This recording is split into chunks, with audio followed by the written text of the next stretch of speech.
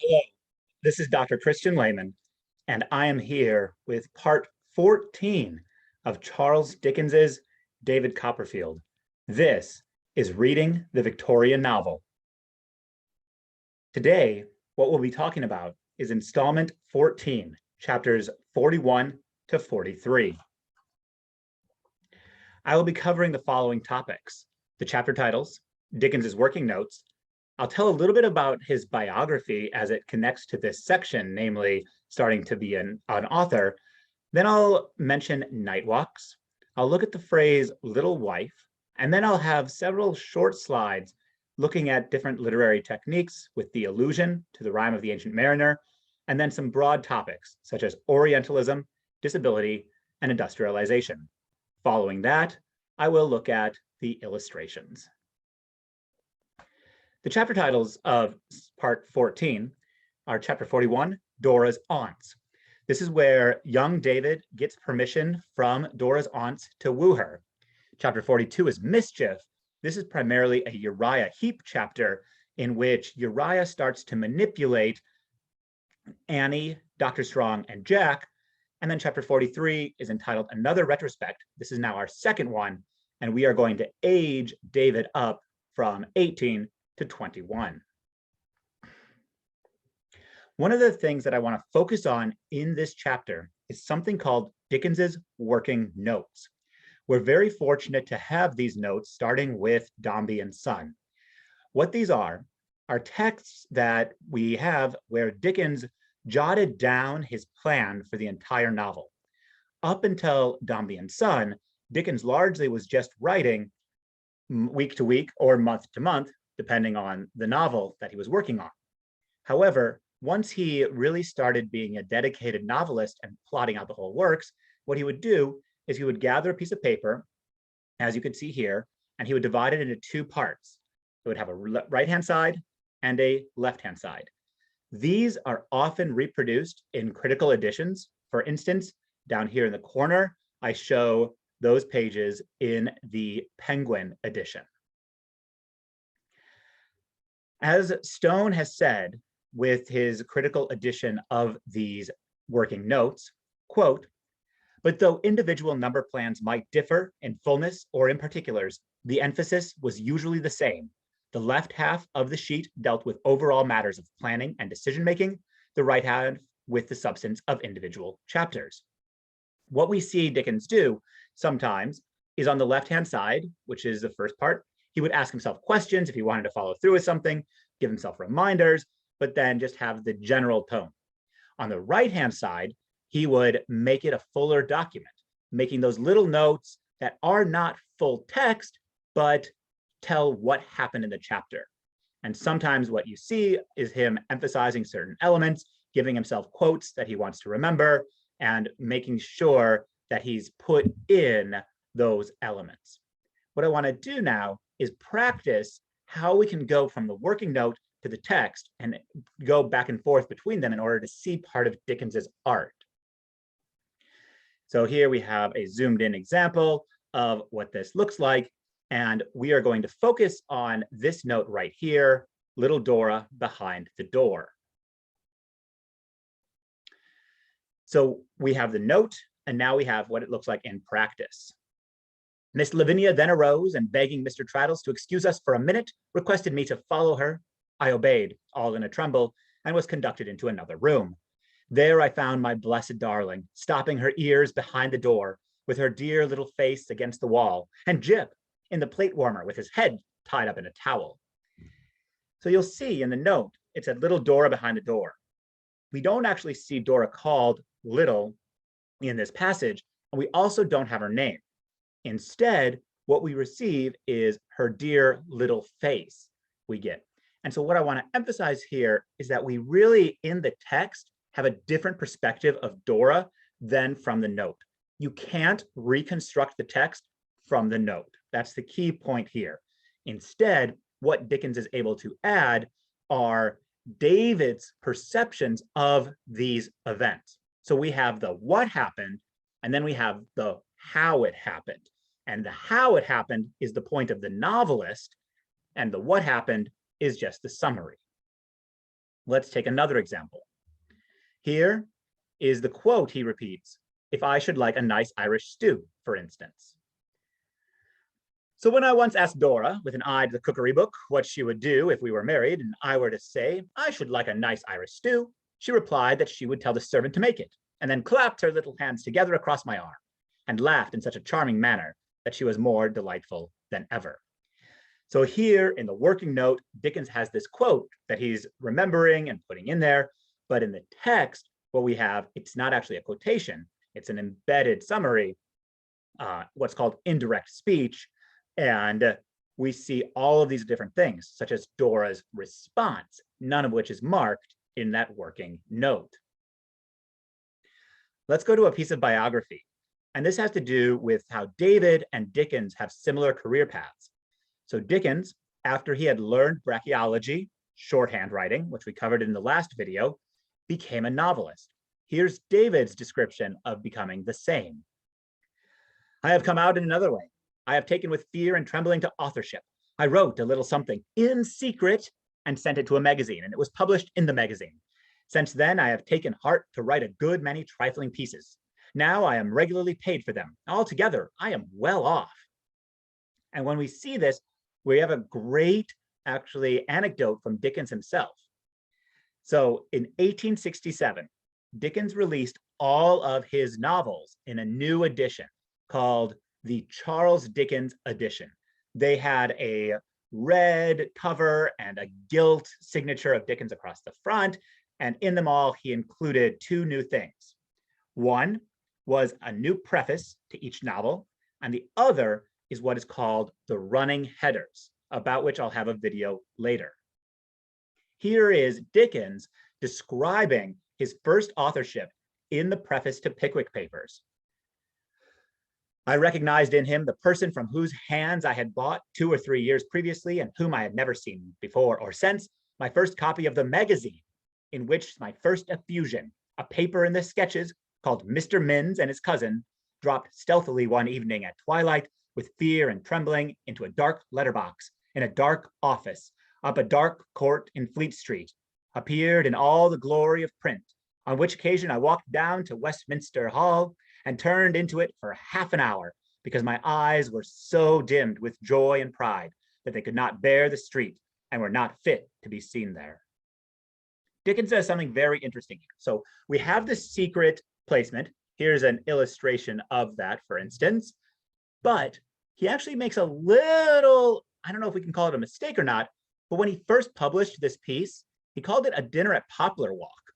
Here, though, he calls it Mr. Minns and his cousin, and that's how it was republished when it was in Sketches by Boz, and he was beginning his career as a well-known literary figure.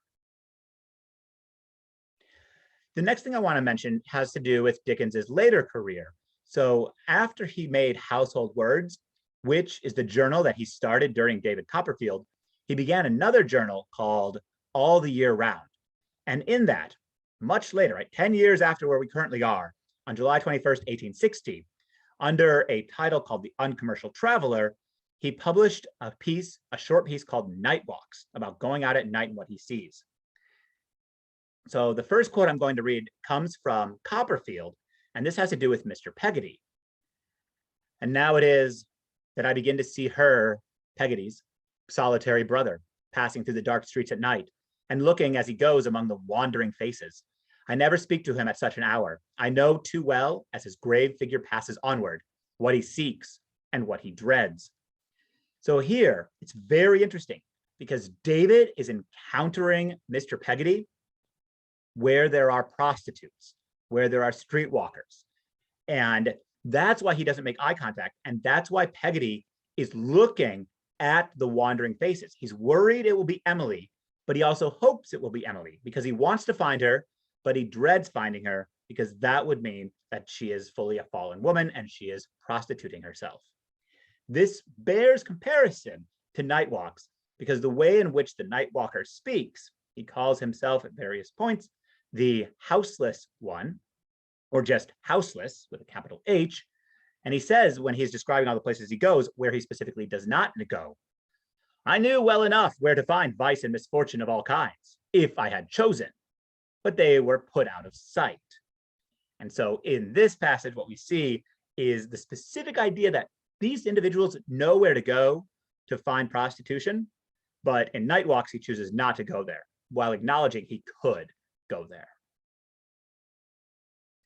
The next thing I want to do is pretty complicated. I know you're looking at a lot of text right now, but I want to trace some of the, not necessarily hypocrisy, but the real tension involved with how David talks about Dora.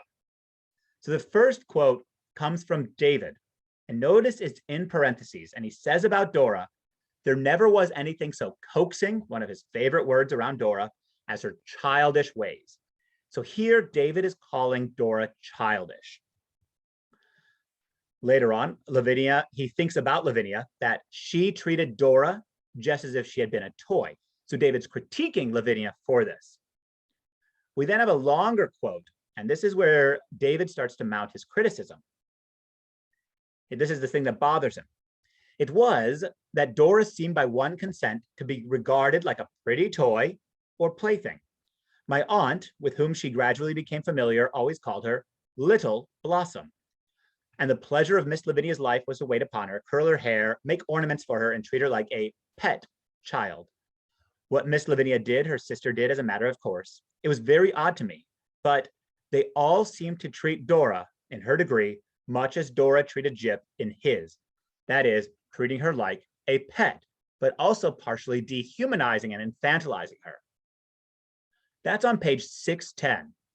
On the very next page, David addresses Dora directly and says, now suppose, my pet, that we were married and you were going to buy a shoulder of mutton for dinner, would you know how to buy it? David specifically calls Dora a pet one page after critiquing others for calling her a pet, for treating her like a pet. So he actually calls her what he thinks other people treat her as. And in regards to that phrase, pretty toy, I want you to remember way, way back in chapter 3, installment 1, page 49 of Penguin. This is the household in the boathouse looking at David and little Emily. They had something of the sort of pleasure in us, I suppose, that they might have had a pretty toy or a pocket model of the Colosseum. So there we have David having called himself and Emily a pretty toy. That is something that others look upon with fondness. And I think it's not an accident that we have that repeated. We're going to continue on this mode of thought in a longer exchange. I made up my mind to speak to Dora about this. And one day when we were out walking, for we were licensed by Miss Lavinia after a while to go out walking by ourselves, I said to her that I wished she could get them to behave towards her differently. Because you know, my darling, I remonstrated, you are not a child. Remember, though, he just called her childish a few pages earlier. There, said Dora, now you're going to be cross. Cross, my love. I am sure they're very kind to me, said Dora, and I am very happy. And notice this dash. David interrupts her. She is articulating her own position of happiness. And David says, well, but my dearest life, said I, you might be very happy and yet be treated rationally. So David comes forth with this very strong idea of the rational against Dora's articulation of, I am happy. And a little bit later, he gives her the cookery book after he says she wanted it. But instead of just giving it to her, he says, I brought the volume with me on my next visit, parentheses. I got it prettily bound first to make it look less dry and more inviting. He is speaking down to her with this gift. And now in terms of the plaything, this is 612. I occasionally wished I could venture to hint to Miss Lavinia that she treated the darling of my heart a little too much like a plaything. And I sometimes awoke, as it were, wondering to find that I had fallen into the general fault and treated her like a plaything too, but not often. This is Dickens almost at the edge of a self-revelation, but he pulls back from it and is like, no, I don't actually do this. However, we've already now seen him do it, speaking down to her, not listening to her, liking her when she's only dressed up. A striking moment happens at the end of chapter 43, when they're married. We drive away together and I awake from the dream. I believe it at last. It is my dear, dear little wife beside me, whom I love so well. Are you happy now, you foolish boy, says Dora, and sure you don't repent. This is one of the moments when I think we have a really amazing insight to Dora and Dora's emotional intelligence and intellectual intelligence. And remember, intellectual intelligence is different than fact-based intelligence. That is the ability to do sums. Instead, Dora immediately latches on to wondering just what kind of love David has for her. She also here has called him a fool. And in many ways, David is, and Dora is calling him out for that. And this idea of, are you sure you don't repent, looks forward and backwards, because what will happen is we're entering this phase of David realizing the reality. Notice he has just spent the last 3 pages in a really astonishing mode of writing, calling all of this a dream. And so part of it is Dora saying, welcome to the real world. Are you ready for this? There is an allusion in the marriage, in the dream sequence that David describes the marriage as being. And this is an allusion to a poem called The Rime of the Ancient Mariner. So David is describing people that are there. Of the clergyman and clerk appearing, of a few boatmen and some other people strolling in, of an ancient mariner behind me, strongly flavoring the church with rum, of the service beginning in a deep voice, and are all being very attentive. So that bit about an ancient mariner is a reference to Samuel Taylor Coleridge's Rime of the Ancient Mariner from 1798. And it begins this way. It is an ancient mariner, he stoppeth one of 3, and by thy long gray beard and glittering eye, why, wherefore stopp'st thou me? The bridegroom's doors are open wide, and I am next of kin. The guests are met, the feast is set, mayst hear the merry din. So this is a poem all about the mariner who returns, and he tells this story. Some of you probably know it. It has to do with the albatross and various other things, but it's strange that Dickens has brought in this other literary text, this text full of foreboding, this text full of darkness and almost like things gone wrong and not understanding circumstances into his dream. Why, we might ask, is this literary allusion present in our text? There's a lot of racism and Orientalism in this section. And it begins right away at the start of part 14 in chapter 41, when Miss Julia Mills and her father go to India. And why should he go to India except to harass me? To be sure, he had nothing to do with any other part of the world and had a great deal to do with that part, being entirely in the India trade, whatever that was. Parenthesis. I had floating dreams myself concerning golden shawls and elephant's teeth. So here we see just how young David is and how ill-equipped to be a child of empire he is. He has no idea what the India trade is, and it's a fundamental part of the British Empire. So David doesn't know the place to which he has access to be a middle-class white man in it. And so he fantasizes this idea of golden shawls and elephant's teeth, a racial fantasy that he projects onto India, not at all thinking about actual people that live on the Indian subcontinent. Later on, they buy Jip a doghouse. It would be better for them to buy the goods at once without the ceremony of inspection, for when we go to see a kitchen fender and meat screen, Dora sees a Chinese house for Jip with little bells at the top and prefers that. And it takes a long time to accustom Jip to his new residence after we have bought it. Whatever he goes in and out, he makes all the little bells ring and is horribly frightened. And then later on, everybody tumbling over Jip's pagoda, which is much too big for the establishment. Here, I think we have a sign of how the empire and imperialism can actually be uncomfortable. Like the size of the outside world, when you bring it into the home, can be very overwhelming.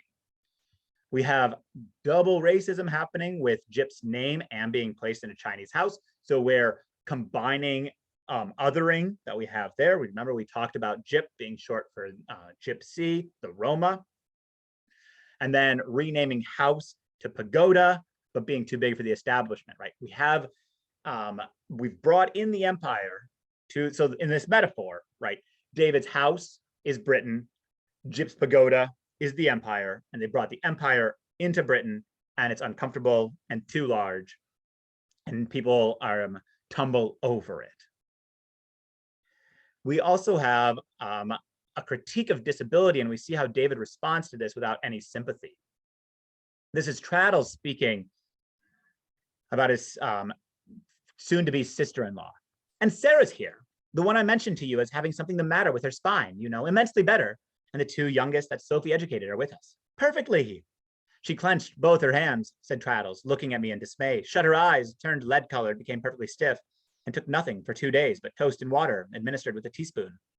What a very unpleasant girl, Traddles, I remarked. Oh, I beg your pardon, Copperfield, said Traddles. She is a very charming girl, but she has a great deal of feeling. Right. So what we have here is a description of somebody with a physical disability with her spine, having relied on Sophie as a caretaker, learning that her caretaker, the person that knows how to care for her, is going to leave the home to marry Traddles. And so she has a response that has to do with emotion. David responds, now without any sympathy to this, but immediately just calling her a very unpleasant girl. Traddles, fortunately, backtracks and corrects Copperfield about this. David also has an unfortunate moment where he others Mr. Dick's intellectual disability, almost fetishizing it. But as I have recorded in the narrative of my school days, his, Mr. Dick's, veneration for the doctor was unbounded. And there is a subtlety of perception in real attachment, even when it is borne towards man by one of the lower animals, which leaves the highest intellect behind. To this mind of the heart, if I may call it so, you may not. In Mr. Dick, some bright ray of the truth shot straight.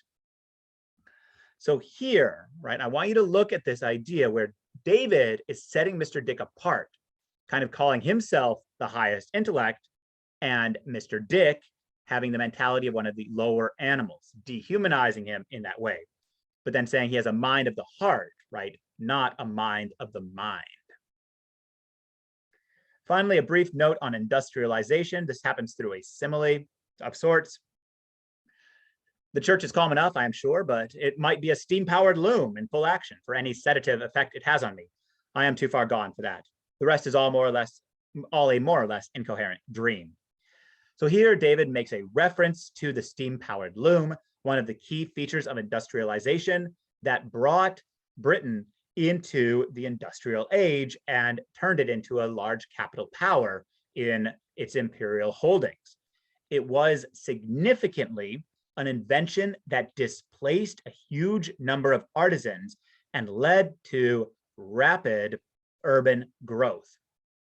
And yet he just uses it as this reference of sort of inconvenience. So a way, again, in which David doesn't recognize the ease and kind of self-satisfaction with which he uses terms that have to do with enormous suffering.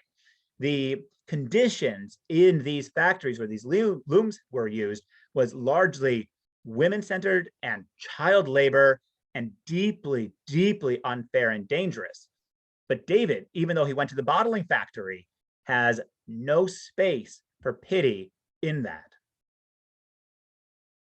Now let's look at the illustrations. So we have two illustrations, as always, and on the left-hand side, we have the illustration for David here with his dashes, like lines of surprise, bending forward. Traddles is next to him. Besides them is Lavinia holding the letter and Clarissa. Note the wonderful detail of the open door behind which Dora is hidden. We have three different paintings expressing different moments of heterosexual engagement. Here we have in the middle one, it's called Arcadia.